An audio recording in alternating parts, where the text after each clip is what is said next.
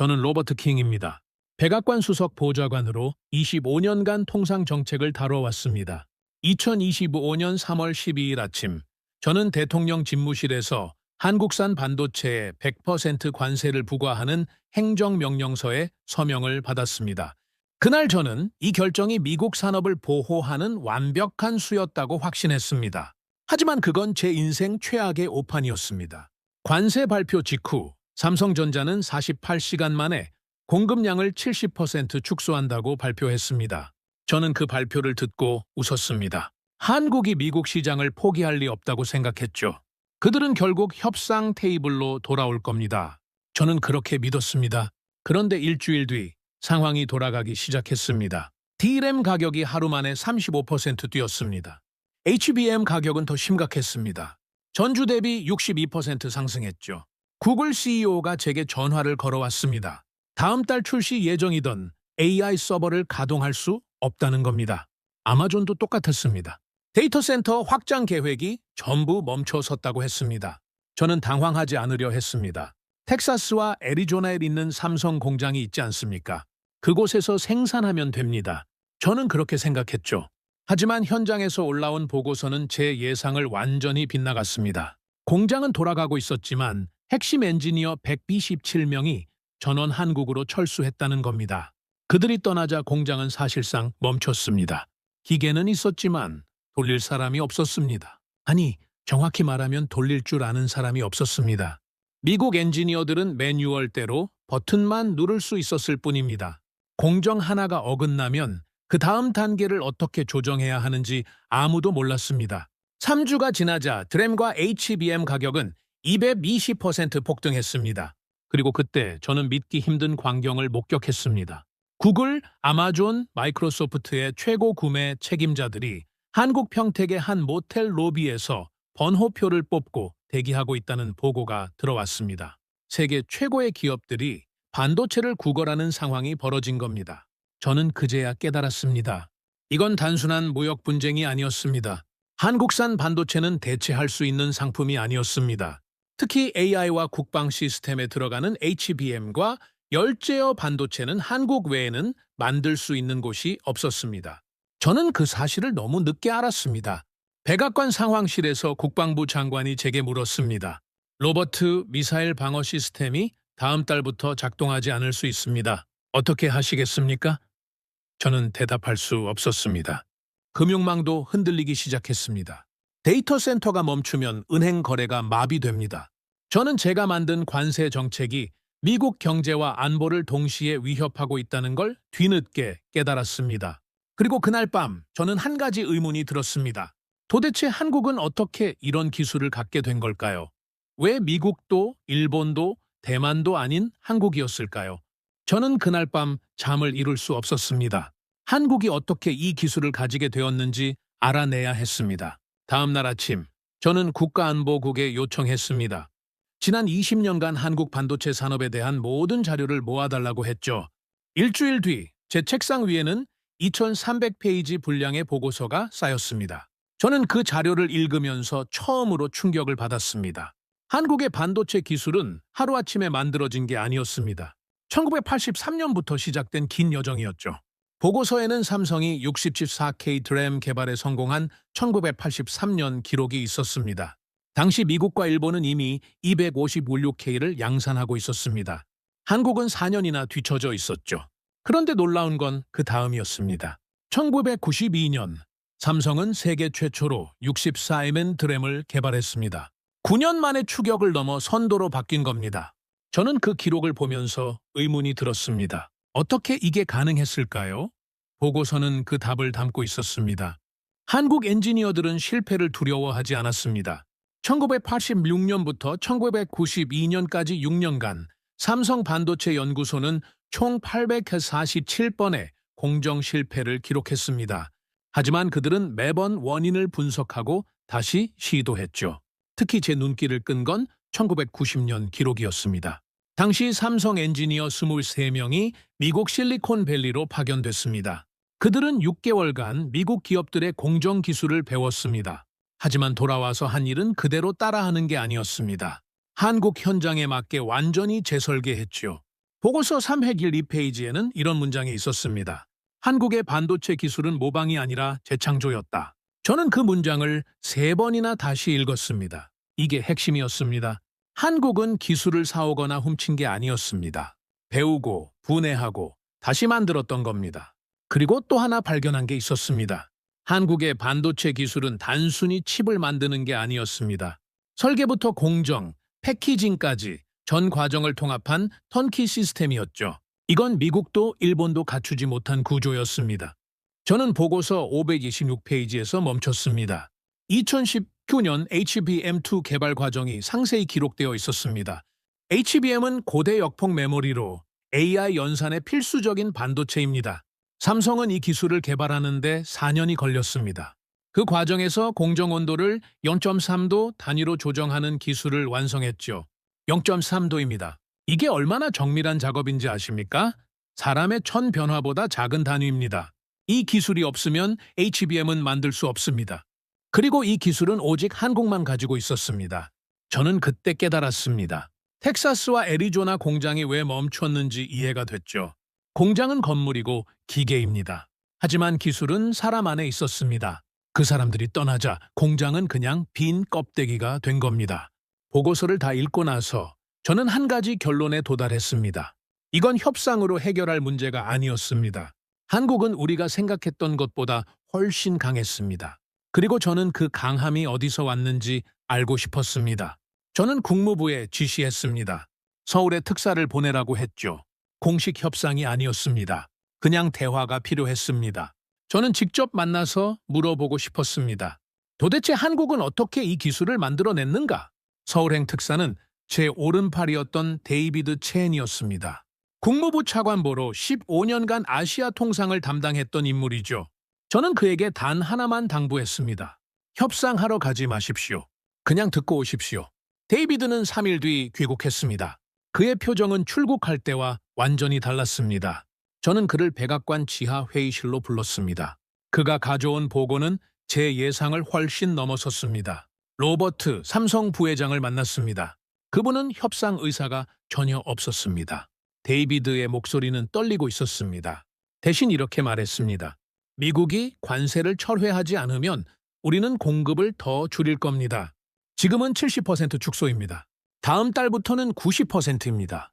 저는 그 말을 듣고 숨이 막혔습니다. 90%라는 건 사실상 공급 중단을 의미했습니다. 그들이 정말 그럴 수 있습니까? 제가 물었죠.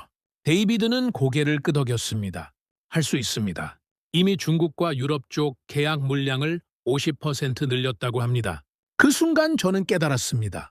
한국은 미국 시장을 잃어도 살아남을 수 있었습니다. 하지만 미국은 한국 반도체 없이는 버틸 수 없었죠. 이건 협상이 아니었습니다. 이미 승부는 난 겁니다. 사흘 뒤 국방부에서 긴급 보고가 올라왔습니다. 저는 그 문서를 받아들고 손이 떨렸습니다. 제목은 이랬습니다. 한국산 반도체 공급 중단 시 국가 안보 영향평가. 내용은 충격적이었습니다. 미 공군의 차세대 미사일 요격 시스템은 전량 한국산 HBM을 사용하고 있었습니다. 재고는 3개월치밖에 없었죠. 해군의 이지스 구축함 레이더 시스템도 마찬가지였습니다. 삼성이 공급하는 열제어 반도체가 없으면 작동이 불가능했습니다. 국방부 장관이 제게 전화를 걸어왔습니다. 로버트, 이건 장난이 아닙니다. 우리 국방 시스템의 40%가 한국 반도체에 의존하고 있습니다. 3개월 안에 해결하지 못하면 전투 준비 태세가 무너집니다. 저는 할 말을 잃었습니다. 그리고 일주일 뒤 상황은 더 악화됐습니다. 뉴욕 증시가 요동쳤습니다. 나스닥이 하루 만에 8% 폭락했죠. 이유는 명확했습니다. 빅테크 기업들의 실적 전망이 일제히 하향 조정됐기 때문입니다. 반도체가 없으니 신제품을 만들 수 없었고 매출이 곤두박질 쳤습니다. 재무부 장관이 백악관으로 달려왔습니다. 로버트 금융 시스템이 흔들리고 있습니다. JP모건 데이터 센터가 다음 달부터 일부 서비스를 중단한다고 합니다. 서버 증설이 불가능하다는 겁니다. 저는 그 말을 듣고 머리가 하얘졌습니다. 은행 시스템이 멈추면 어떻게 됩니까? 결제가 안 됩니다. 송금이 안 됩니다. ATM이 작동하지 않습니다. 이건 단순한 경제 문제가 아니었습니다. 사회 전체가 마비될 수 있는 상황이었죠. 저는 그때 비로소 깨달았습니다. 제가 만든 관세 정책은 미국을 보호하는 게 아니었습니다. 오히려 미국을 위험에 빠뜨린 겁니다. 스스로 설치한 덫에 스스로 걸린 꼴이었죠. 대통령이 저를 집무실로 불렀습니다. 로버트, 이 상황을 어떻게 수습할 겁니까? 저는 대답할 수 없었습니다. 한국은 협상 테이블에 나오지 않았습니다. 미국 내 대체 공급처는 없었습니다. 그리고 시간은 매일 흘러가고 있었습니다.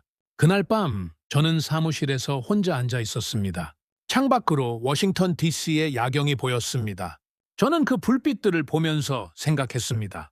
저 불빛들이 언제까지 켜져 있을까? 반도체가 없으면 저 도시도 멈출까? 저는 그제야 이해했습니다. 21세기의 힘은 군대도 아니고 달러도 아니었습니다. 기술이었습니다. 그리고 그 기술을 가진 나라가 세계를 움직이고 있었습니다. 한국이 바로 그 나라였죠. 2주가 지났습니다. 상황은 걷잡을 수 없이 악화됐습니다. 드라렘 가격은 이제 320% 상승했고 HBM은 구하고 싶어도 구할 수 없는 지경에 이르렀습니다. 전 세계 AI 기업들이 한국 평택 공장 앞에 줄을 섰지만 삼성은 미국 기업에게는 단 한 개도 팔지 않았습니다. 의회가 움직이기 시작했습니다. 상원재무위원회가 저를 청문회에 소환했습니다. 저는 증인석에 앉아 90분간 질타를 받았습니다. 로버트 킹, 당신이 만든 관세 정책 때문에 미국 경제가 무너지고 있습니다. 책임이 누구에게 있습니까? 저는 대답했습니다. 한국이 공급을 차단한 것이 문제입니다. 그러자 한 의원이 서류를 던지며 소리쳤습니다. 당신이 먼저 100% 관세를 때린 거 아닙니까? 이게 말이 됩니까? 저는 할 말을 잃었습니다. 그 순간 저는 깨달았습니다. 제가 희생양이 되고 있다는 걸 말이죠. 언론이 일제히 저를 공격하기 시작했습니다. 뉴욕타임스는 로버트 킹의 오만이 미국을 위기로 몰았다는 제목의 기사를 한 면에 실었습니다. 워싱턴 포스트는 25년 관료 인생의 최악의 판단이라고 썼죠. CNN은 하루 종일 제 얼굴을 내보내며 비난했습니다. 대통령은 저를 불렀습니다. 로버트, 미안하지만 당신이 물러나야 합니다. 저는 그 말을 듣고 아무 말도 하지 못했습니다. 25년간 나라를 위해 일했습니다. 하지만 단 한 번의 실수로 모든 게 무너졌죠. 사흘 뒤 법무부가 움직였습니다. 제게 수사 통보가 왔습니다. 혐의는 직무유기와 국가안보위해였습니다. 이게 말이 됩니까? 저는 나라를 지키려 했던 겁니다. 하지만 결과가 이렇게 되니 범죄자 취급을 받는 겁니다. 저는 그날 밤 체포됐습니다. FBI 요원 4명이 제 집으로 왔습니다. 수갑을 채우고 차에 태웠죠. 이웃들이 창문으로 지켜보고 있었습니다. 저는 그 시선을 견딜 수 없었습니다. 평생 명예롭게 살아온 사람이 하루아침에 죄인이 된 겁니다. 구치소에 수감된 첫날 밤, 저는 텔레비전 뉴스를 봤습니다. 대통령이 긴급 기자회견을 열고 있었습니다. 미국 정부는 한국 정부와 긴급 협상을 시작했습니다. 관세 철회를 포함한 모든 옵션을 검토 중입니다. 저는 그 장면을 보면서 웃음이 나왔습니다. 쓴웃음이었죠. 결국 미국이 무릎을 꿇은 겁니다. 제가 그토록 막으려 했던 일이 벌어진 거예요. 한국은 협상조차 하지 않았습니다. 그냥 기다렸을 뿐입니다. 미국이 스스로 무너질 때까지 말이죠. 이틀 뒤 합의 내용이 발표됐습니다. 미국은 100% 관세를 즉시 철회했습니다. 그뿐만이 아니었습니다. 향후 10년간 한국산 반도체에 대해서는 어떤 무역 제재도 가하지 않기로 약속했죠. 그리고 삼성 텍사스 공장에 대한 세제 혜택을 2배로 늘려주기로 했습니다. 이게 협상입니까? 아닙니다. 이건 항복이었습니다. 미국이 한국에게 완전히 굴복한 겁니다. 저는 그 뉴스를 보면서 눈물이 났습니다. 분한 게 아니었습니다. 제 자신이 한심했던 겁니다. 저는 25년간 미국이 세계 최강이라고 믿었습니다. 달러와 군사력만 있으면 모든 걸 해결할 수 있다고 생각했죠. 하지만 틀렸습니다. 21세기는 달랐습니다. 기술을 가진 자가 이기는 시대였습니다. 구치소 독방에 앉아서 저는 생각했습니다. 한국은 어떻게 이 기술을 만들었을까? 단순히 돈을 쏟아부은 게 아닐 겁니다. 분명 그 이상의 무언가가 있었을 겁니다. 저는 그게 궁금했습니다. 아니, 알아야 했습니다. 그리고 일주일 뒤 제게 한 통의 소포가 배달됐습니다. 발신인은 국가안보국이었습니다. 안에는 USB 하나가 들어있었고 쪽지에는 이렇게 적혀 있었습니다. 당신이 알고 싶어 했던 답입니다. 저는 그 USB를 노트북에 꽂았습니다. 그리고 그 안에 담긴 내용을 보는 순간 저는 모든 걸 이해하게 됐습니다. USB 안에는 3847개의 파일이 들어있었습니다. 전부 한국 엔지니어들의 연구 기록이었죠. 저는 첫 번째 파일을 열었습니다. 1986년 4월 23일 삼성 기흥연구소의 실험 일지였습니다. 250KT 램 공정 172차 시도 실패. 웨이퍼 수율 12%. 원인 방막 증착 온도 편차 0.8도. 내일 다시 시도. 단 3줄의 기록이었습니다. 저는 그 짧은 문장을 보면서 숨이 막혔습니다. 172번째 실패라는 겁니까? 다음 파일을 열었습니다. 같은 해 5월 2일 기록이었습니다. 173차 시도 실패. 수율 110%. 온도는 해결됐으나 식각 시간 부족. 재조정 필요. 또 실패였습니다. 저는 계속 파일을 열어봤습니다. 174차, 175차, 180차 모두 실패였습니다. 그리고 6월 17일 기록에서 멈췄습니다. 203차 시도 성공. 수율 76%. 드디어 해냈다. 온도 편차 0.2도 이내 통제 성공. 이 데이터를 바탕으로 양산 공정 설계 시작. 저는 그 문장을 3번 읽었습니다. 2번, 3번 만에 성공했다는 겁니다. 203번입니다. 이게 무슨 의미인지 아십니까? 보통 기업이라면 50번 실패하면 포기합니다. 경영진이 예산을 끊어버리죠. 하지만 한국 엔지니어들은 204번을 시도했습니다. 그리고 결국 성공했습니다. 저는 다른 파일들을 열어봤습니다. 1990년대 기록들이었습니다. HBM 개발 과정이 상세하게 기록되어 있었죠. 2015년 1월부터 2019년 8월까지 4년 6개월간의 실험 일지였습니다. 한 파일이 눈에 들어왔습니다. 2017년 3월 15일 기록이었습니다. HBMT 적층 공정 501차 시도 실패. 칩 간 연결 불량률 24%. 접착 온도를 0.5도 낮춰 재시도 예정. 501번째 시도였습니다. 저는 믿을 수가 없었습니다. 그 다음 기록들을 쭉 읽어 내려갔습니다. 600차, 700차, 850차. 숫자는 계속 올라갔습니다. 그리고 2018년 11월 3일 드디어 이런 기록이 나왔습니다. 934차 시도. 성공. 불량률 0.8%. 양산 가능 수준 도달. 934번입니다. 거의 1000번을 시도한 겁니다. 저는 그 숫자를 보면서 온몸에 소름이 돋았습니다. 이게 한국의 기술력이었습니다. 재능도 아니고 운도 아니었습니다. 그냥 포기하지 않는 집념이었던 겁니다. 저는 계속 파일을 뒤졌습니다. 그리고 한 폴더를 발견했습니다. 이름은 엔지니어 인터뷰였습니다. 안에는 음성 파일 100권 7개가 들어있었죠. 저는 첫 번째 파일을 재생했습니다. 저는 이재훈입니다. 삼성 반도체 공정팀장으로 23년간 일했습니다. 중년 남성의 목소리였습니다. 처음 입사했을 때 선배가 이런 말을 했습니다. 여기서는 실패가 일상이다. 하지만 우리는 절대 포기하지 않는다. 그 말이 지금도 기억나네요. 그는 계속 말했습니다. 1990년대 초반, 우리는 일본 기업들에 비해 10년은 뒤처져 있었습니다. 모두가 한국은 따라잡을 수 없다고 했죠. 하지만 우리는 밤낮 없이 일했습니다. 실패해도 다시 시작했습니다. 왜냐고요? 우리가 하지 않으면 한국에는 미래가 없다고 생각했으니까요. 저는 그 말을 듣고 가슴이 뛰었습니다. 이들은 돈 때문에 일한 게 아니었습니다. 국가를 위해 일했던 겁니다. 그 사명감이 이들을 움직였던 거죠. 다음 음성 파일을 재생했습니다. 여성 엔지니어의 목소리였습니다. 저는 박수진입니다. HBM 설계팀에서 12년간 근무했습니다. 2016년 HBM2 개발이 계속 실패할 때였어요. 회사에서는 프로젝트 중단을 검토했습니다. 그녀는 잠시 숨을 고르고 말을 이었습니다. 하지만 팀원들이 반대했습니다. 1년만 더 주십시오. 우리는 그렇게 요청했죠. 그리고 정말 1년 안에 성공했습니다. 그때 느꼈어요. 포기하지 않으면 불가능한 건 없다는 걸요. 저는 117개 파일을 전부 들었습니다. 밤새도록 들었습니다. 모든 엔지니어가 비슷한 이야기를 했습니다. 실패, 재도전, 성공. 이 세 단어가 반복됐죠. 그리고 그들 모두가 한 가지를 강조했습니다. 우리는 한국을 위해 일했다. 저는 그제야 깨달았습니다. 이건 음모가 아니었습니다. 누가 계획한 전략도 아니었습니다.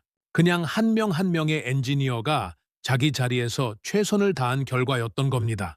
30년간 쌓인 땀과 눈물의 결과물이었죠. 저는 노트북을 덮고 창밖을 바라봤습니다. 구치소 창문 너머로 아침 해가 떠오르고 있었습니다. 저는 그 햇빛을 보면서 생각했습니다. 제가 싸운 상대는 한국 정부가 아니었습니다. 30년간 포기하지 않았던 수만 명의 엔지니어들이었던 겁니다. 저는 졌습니다. 당연히 질 수밖에 없었습니다. 저는 권력과 제도로 싸웠습니다. 하지만 그들은 기술과 집념으로 싸웠죠. 21세기에는 후자가 이기는 겁니다. 저는 구치소에서 석 달을 보냈습니다. 그동안 세상은 완전히 바뀌어 있었습니다. 미국과 한국은 새로운 협정을 맺었죠. 이름은 미한 반도체 기술 동맹이었습니다. 하지만 실제 내용을 보면 동맹이 아니었습니다. 미국이 한국에게 기술 협력을 구걸하는 형태였죠. 협정 내용은 이랬습니다. 한국은 미국 내 반도체 공장에 엔지니어 500명을 파견합니다. 대신 미국은 향후 20년간 한국산 반도체에 대한 모든 규제를 철회합니다. 그리고 삼성과 SK 하이닉스에 연간 50억 달러의 연구개발 지원금을 제공하기로 했죠. 뉴스를 보면서 저는 웃었습니다. 쓴웃음이었습니다. 제가 막으려 했던 일이 정반대로 벌어진 겁니다. 미국이 한국에게 돈을 주고 기술을 배우는 상황이 된 거예요. 이게 21세기의 현실이었습니다. 변호사가 면회를 왔습니다. 로버트, 좋은 소식입니다. 검찰이 기소를 취하하기로 했습니다. 저는 그 말을 듣고 놀랐습니다.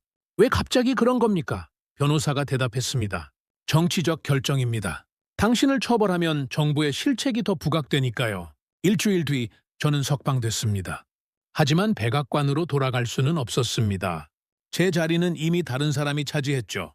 저는 그냥 조용히 살기로 했습니다. 버지니아 교회에 작은 집을 얻어 은둔 생활을 시작했습니다. 그런데 2달 뒤 예상치 못한 연락이 왔습니다. 백악관 국가안보보좌관실에서 전화가 온 겁니다. 로버트 대통령이 당신을 만나고 싶어 합니다. 저는 거절하려 했지만 상대방이 말했습니다. 한국 대표단과의 회담입니다. 당신의 조언이 필요합니다. 저는 결국 백악관으로 갔습니다. 3개월 만에 다시 밟는 그곳이었죠. 하지만 제 마음은 예전과 달랐습니다. 이제 저는 겸손해졌습니다. 제가 얼마나 무지했는지 깨달았으니까요. 회의실에 들어서자 한국 대표단이 앉아 있었습니다. 삼성 부회장과 산업부 장관, 그리고 엔지니어 3명이었습니다. 저는 그들을 보는 순간 고개를 숙였습니다. 부끄러웠습니다. 회담이 시작됐습니다. 대통령이 말했습니다. 우리는 과거의 실수를 인정합니다. 이제 새로운 관계를 만들고 싶습니다. 삼성 부회장이 고개를 끄덕였습니다. 미국은 여전히 중요한 파트너입니다. 우리도 협력을 원합니다. 하지만 그 다음 말이 핵심이었습니다. 단 조건이 있습니다. 미국은 한국 기술을 존중해야 합니다. 더 이상 우리를 하청업체 취급하지 마십시오. 우리는 동등한 파트너입니다.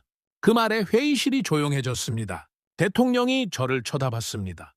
로버트, 당신 생각은 어떻습니까? 모든 시선이 제게 쏠렸습니다. 저는 잠시 망설이다가 입을 열었습니다.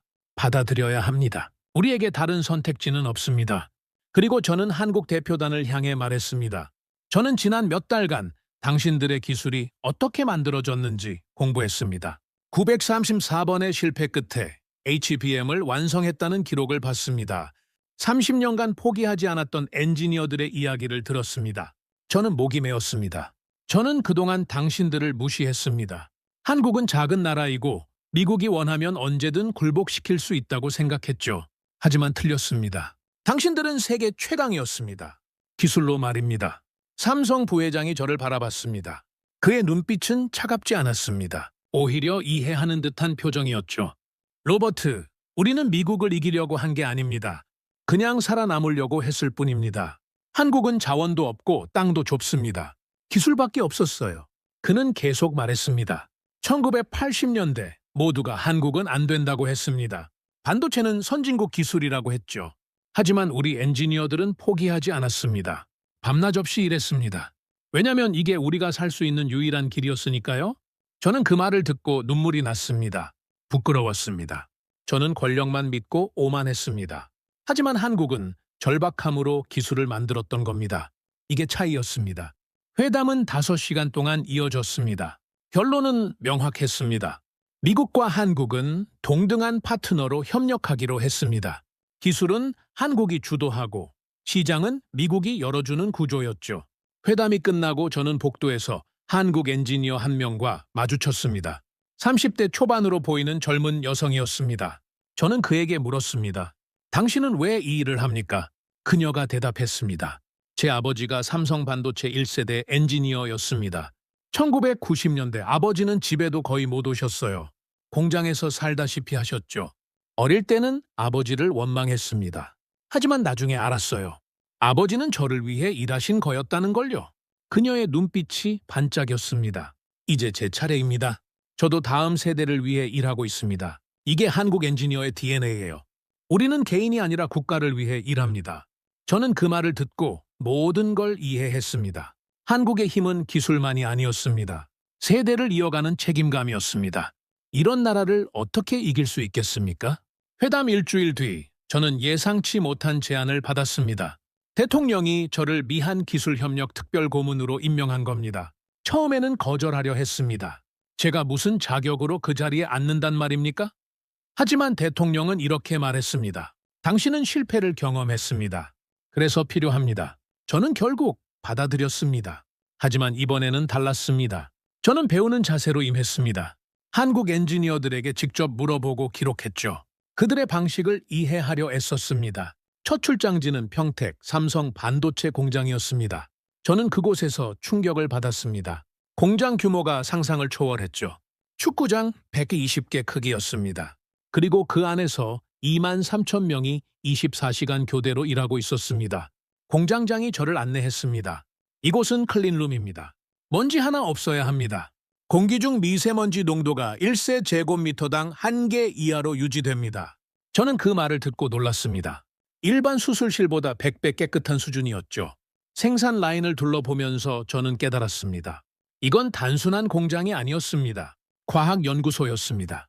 매 공정마다 센서가 달려 있었고 실시간으로 데이터가 수집됐죠. 온도, 습도, 압력, 화학물질 농도까지 모든 게 0.1% 단위로 관리되고 있었습니다.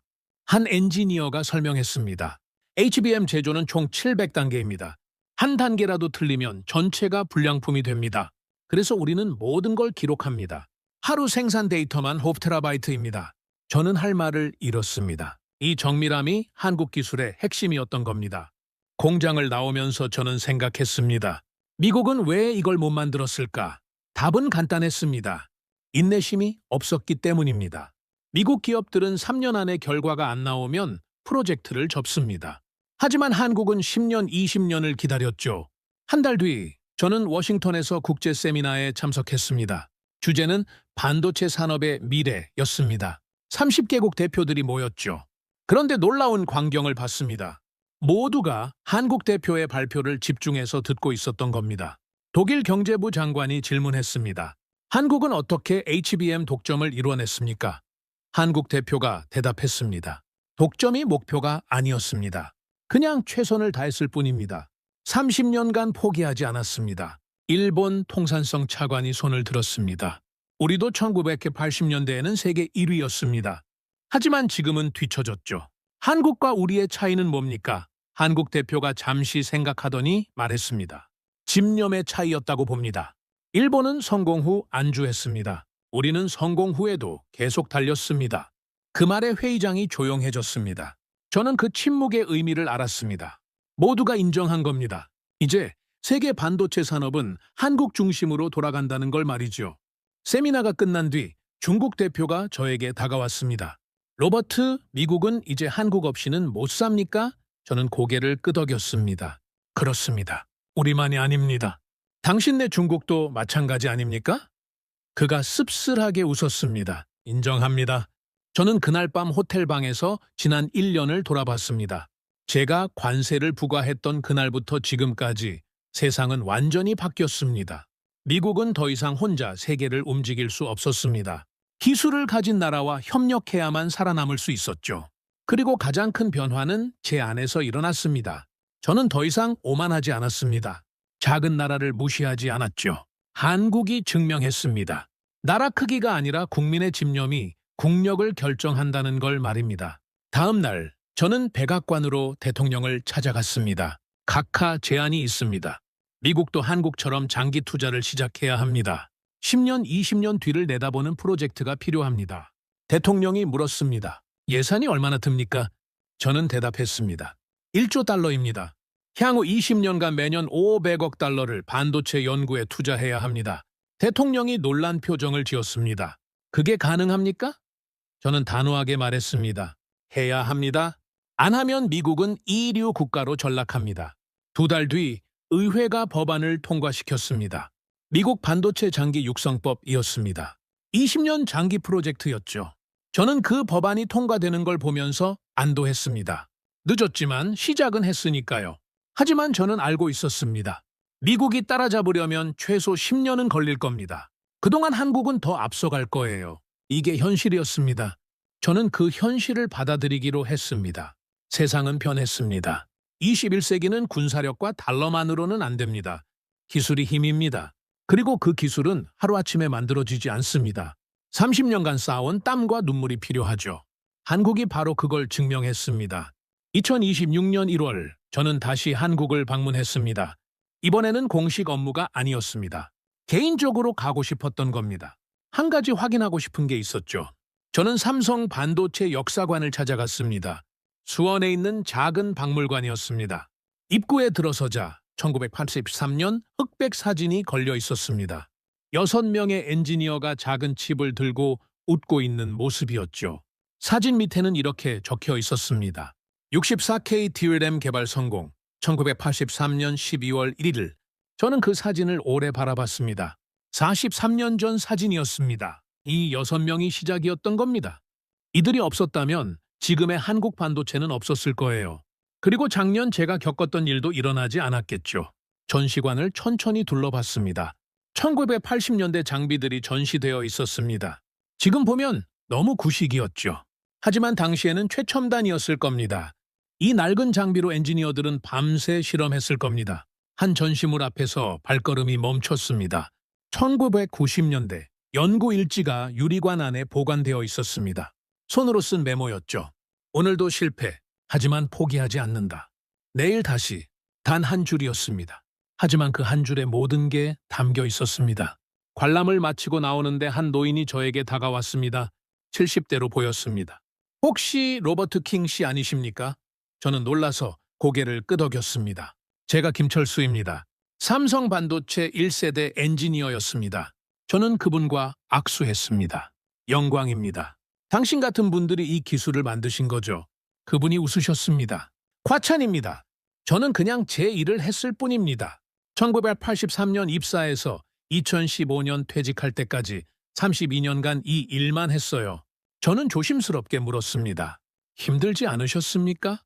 실패가 너무 많았을 텐데요. 그분이 고개를 저었습니다. 힘들었죠. 하지만 포기할 수 없었습니다. 우리가 하지 않으면 한국 미래가 없다고 생각했으니까요. 그분은 계속 말씀하셨습니다. 1990년대 초반 일본 기업들이 우리를 비웃었습니다. 한국이 뭘 안다고 반도체를 만드냐고 했죠. 그 말이 분했습니다. 그래서 더 열심히 했어요. 언젠가 인정받는 날이 올 거라고 믿었습니다. 저는 그 말을 듣고 가슴이 뜨거워졌습니다. 그날이 왔습니다. 지금 전 세계가 한국 기술을 인정합니다. 그분의 눈가에 눈물이 맺혔습니다. 고맙습니다. 그 말을 들으니 32년이 헛되지 않았다는 생각이 드네요. 저는 그분과 1시간 넘게 이야기를 나눴습니다. 그분은 제게 많은 걸 들려주셨습니다. 밤새 실험하던 일, 가족과 떨어져 지내던 일, 실패했을 때의 좌절감까지요. 하지만 그 모든 고통 속에서도 포기하지 않았다고 하셨습니다. 헤어질 때 그분이 말씀하셨습니다. 로버트, 작년 일 알고 있습니다. 당신이 힘들었다는 것도요. 하지만 당신은 인정했습니다. 그게 중요합니다. 실수는 누구나 합니다. 하지만 인정하고 배우는 사람은 드물죠. 저는 고개를 숙였습니다. 감사합니다. 당신들에게 배웠습니다. 기술은 돈으로 사는 게 아니라 땀으로 만드는 것이라는 걸요. 그분이 제 어깨를 두드리셨습니다. 이제 미국도 시작하셨잖아요. 20년 뒤에는 달라질 겁니다. 한국을 떠나는 비행기 안에서 저는 창밖을 내다봤습니다. 서울의 야경이 보였습니다. 저 불빛들 아래에서 수많은 엔지니어들이 지금도 일하고 있을 겁니다. 다음 세대를 위해, 한국의 미래를 위해 말이죠. 저는 깨달았습니다. 세상을 움직이는 건 권력이 아니었습니다. 한 사람 한 사람의 집념이었습니다. 그 집념이 모여 기술이 되고 그 기술이 국가를 바꾸는 겁니다. 한국이 바로 그걸 증명했죠. 워싱턴에 도착해서 저는 백악관으로 바로 갔습니다. 대통령 집무실 문을 두드렸습니다. 카카, 보고 드릴 게 있습니다. 대통령이 저를 맞이했습니다. 한국에서 뭘 보고 오셨습니까? 저는 대답했습니다. 미래를 봤습니다. 한국 1세대 엔지니어들이 32년 전에 심은 씨앗이 지금 열매를 맺었습니다. 우리도 지금 심어야 합니다. 30년 뒤 미국 후손들이 그 열매를 먹을 수 있도록요. 대통령이 고개를 끄덕였습니다. 알겠습니다. 계속 추진하십시오. 저는 경례하고 나왔습니다. 제 인생에서 가장 중요한 임무가 시작된 겁니다. 미국의 미래를 준비하는 일이었죠. 그날 밤 저는 책상에 앉아 메모를 적었습니다. 2026년 1월 25일. 오늘 나는 깨달았다. 21세기는 기술의 시대다. 그리고 기술은 인내와 집념으로 만들어진다. 한국이 그 길을 먼저 걸었다. 이제 우리도 따라가야 한다. 늦었지만 시작은 했다. 저는 그 메모를 서랍에 넣었습니다. 30년 뒤 누군가 이 메모를 보게 될 겁니다. 그때 미국도 한국처럼 기술 강국이 되어 있기를 바랍니다. 그리고 그들이 이 메모를 보면서 생각하겠죠. 2026년, 우리는 제대로 된 출발을 했구나. 이 이야기는 여기서 끝입니다. 하지만 진짜 이야기는 지금도 계속되고 있습니다. 한국 엔지니어들은 오늘도 실험실에서 일하고 있을 겁니다. 다음 세대 반도체를 위해, 더 나은 미래를 위해 말이죠. 그리고 저도 계속 일할 겁니다. 미국이 다시 일어서도록 기술로 세계와 당당히 경쟁할 수 있도록요. 한국이 보여준 길을 따라서 말입니다. 이게 제가 배운 교훈입니다. 작은 나라도 집념이 있으면 세계를 움직일 수 있다는 것. 그리고 그 집념은 하루아침에 만들어지지 않는다는 것입니다.